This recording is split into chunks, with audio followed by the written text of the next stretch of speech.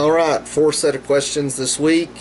First one is from Lynette, and she asked, I get frequent lows every time I start or change workout routine. Have you ever experienced this, and do you have any advice?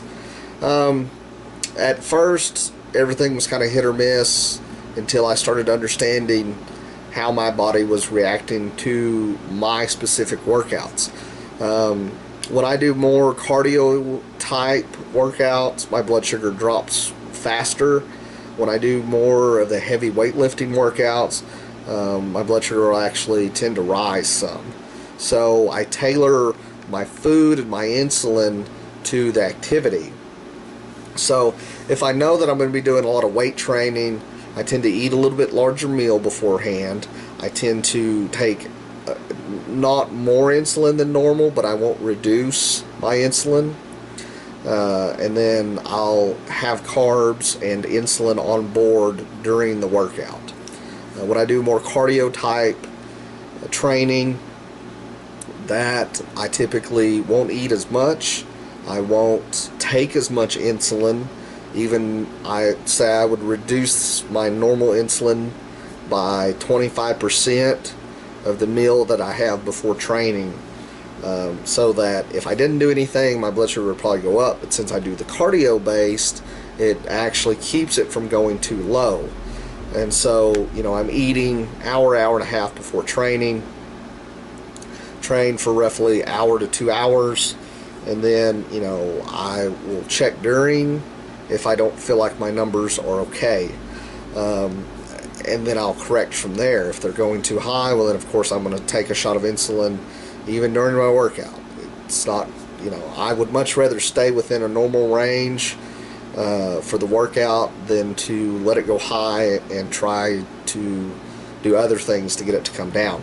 But you kind of have to be your own test subject, especially when you're starting out. If you don't have a clear understanding of what is happening and why and when, well then, you may have to check a lot more often until you get a pattern developed. And then once the pattern develops, you can start adding something in or taking something out until you find what works specifically for your instance. But I would say as a rule of thumb, you're going to need more insulin when you lift weights. You're going to need less insulin when you do cardio. Running, jogging, swimming, all of that. Lifting weights or doing CrossFit WODs, sometimes even really intense body weight stuff can do it. It all falls within the aerobic and anaerobic realm. Which are you doing? How do you need to adapt your insulin and food to that? Either way, I never will not have insulin on board. Even if I'm doing cardio, I still have the background insulin or something. So that's my experience with it, and that's everybody's body reacts so differently to certain things that like I said, you really have to be your own test subject. Ginger Vieira has a really great book, The Diabetes Science Experiment. Really hope I got that title right. If not, Ginger, I apologize. So that might be something you can look into.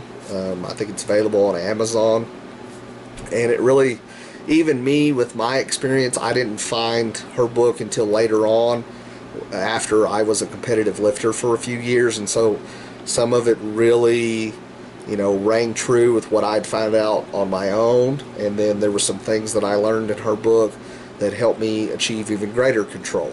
So look into the book and realize that you're going to have to establish a pattern for yourself with what you were doing.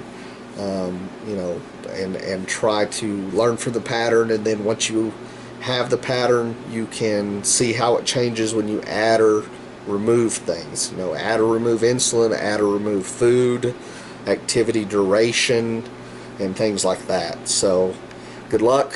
It's kind of a up and down process until you understand really what's going on. Next question is, how much has my insulin sensitivity increased since I started powerlifting? From Mimi. A lot. I wouldn't say that I was ever taking an insane amount of insulin, but I was definitely taking far more insulin than I have to take now.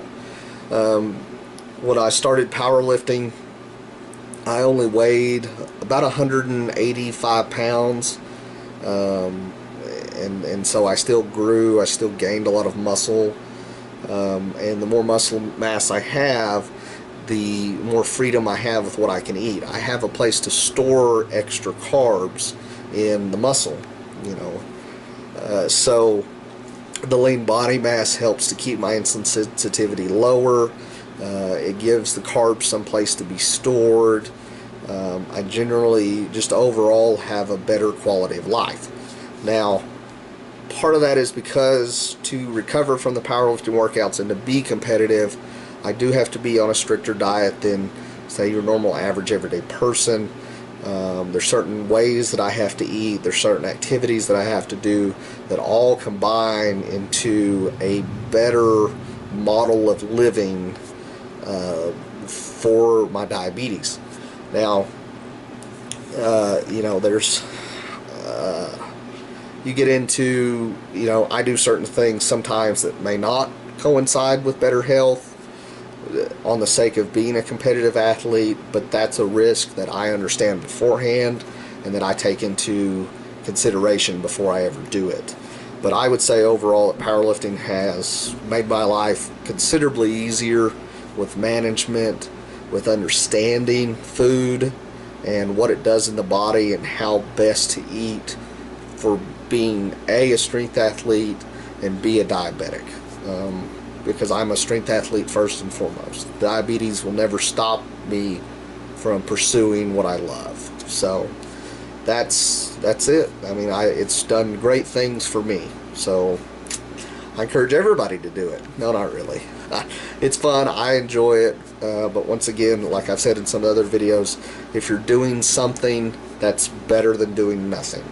You know, it's all about getting up and trying to take the first step into a better, healthier version of yourself. So thanks, love the questions, keep them coming in, and I hope that sheds some light on your questions. Thanks.